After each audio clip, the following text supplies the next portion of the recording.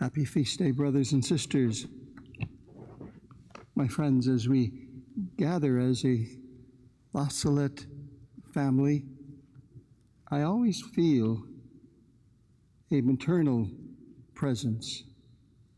And I'm so happy to have that feeling in myself in this day to celebrate the presence of Mary, Mother of God, reconciler of sinners. And I rejoice to be with you here this 19th of the month because we want to celebrate Mary, who is our model in life, very much our mother, the mother of tears, but our mother, who is journeying with us in faith and showing us the way. She accompanies us with her maternal presence, guiding, interceding, helping us with the sensitivity that only a mother can give. At La Salette, we see her reality in play, truly a mother for each of us as well. Yet that was clearly established at the very foot of the cross when Jesus says, "Woman, behold your son. Son, behold your mother." Mary, as mother, is God the Father's and God the Son's greatest gift to us. St. John Paul said that Mary's motherhood is the gift which Christ personally gives to each one of us. The very essence of motherhood is always having concern for another person.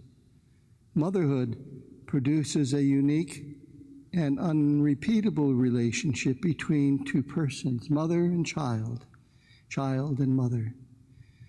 Mary is not out there someplace. She is intimately linked with you and me. Whether we pay attention to that link or not, relationship is her reality. Relating to Mary is not sentimentalism, rather it is a turning to the very source of our life. Pope Benedict XVI said that if the Church does not want to be reduced to an arid institution or to an activist that burns itself out, it must look to Mary. Life grows and develops only under the warmth of a maternal heart. It is with the warmth of a mother's heart that life continues to grow and is strengthened years by years after leaving the womb. This is the intense maternal love that Mary has for us, that we see well the event of Mary at La Salette. And it has a transforming power as well, so that many of her children turn their lives around and become open to the Spirit, and they become Christ bearers. Let us, my friends, let us resolve then to be faithful to the call of Mary, to be reconcilers in our world. Reconciliation is first and the foremost gift from God. To live a life of reconciliation, first of all, means to accept the gift of God's love for us, that God loves us without reservation. St. John beautifully puts it, "In this, the love of God is made manifest among us, that God sent his Son into the world so that we might live in him. It is not that we love God, but that God loves us." All our efforts at reconciliation need to be rooted in the deep appreciation and affirmation of God's call and promise Do not be afraid. I have called you by name. You are precious to me. You are mine. I am always with you. Yes, my friends, all these scriptural texts are the same sentiments which were wonderfully expressed in Mary's apparition at La Salette. The feast of Our Lady of La Salette calls all of us to continually experience the graces of reconciliation, conversion, and forgiveness in our own lives. Yes, our world is in need of reconciliation, healing, and forgiveness. In our deeply wounded world, there is so much pain and a sense of betrayal is felt.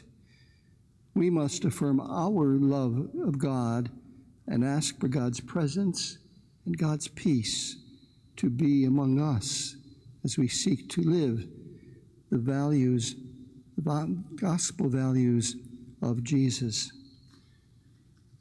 May our Mother, who is central to the event at La Salette, begins to the apparition inviting the children, come near, do not be afraid, I have great news to tell you. The news that we are her children is the first step. She is our mother. St. John Paul II spoke about Mary at La Salette, saying, "We know well that a mother who loves cries more than once. The mother who loves sometimes weeps even more when grave danger surrounds her child. Mary's maternal tears are a special proof of love for her people today. Her tears of love are in response to so much pain and our suffering.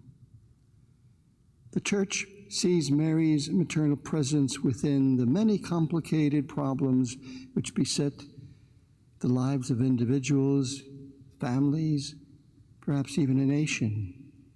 She sees her children in this constant struggle between good and evil, ensuring that we don't fall, and if we fall, that we can rise again. This is what resonates throughout our own journey of faith. We have her love and caring in the experiences even of our fragilities and failures, because there's always beginnings that can start anew. Today's feast can be that privileged moment for us to rediscover that great gift if we have been neglecting it, or to deepen our love for it. We have not forgotten it. And so today, we celebrate this feast of Mary on the feast on she who calls us from La Salette. Her message is one the children heard to bring God's reconciling love into their lives, where their son Jesus, Mary's son Jesus, can bring God's mercy and compassionate God, to which we can be revitalized and are revitalized. Pope St. John Paul said, La Salette is a message of hope. May this hope bring all of us to a greater awareness of our mission and our ministry of reconciliation to follow Christ, who is always faithful. For no one goes too far from God. God is right here. God is giving his love. God renews us with the help of Mary, his mother.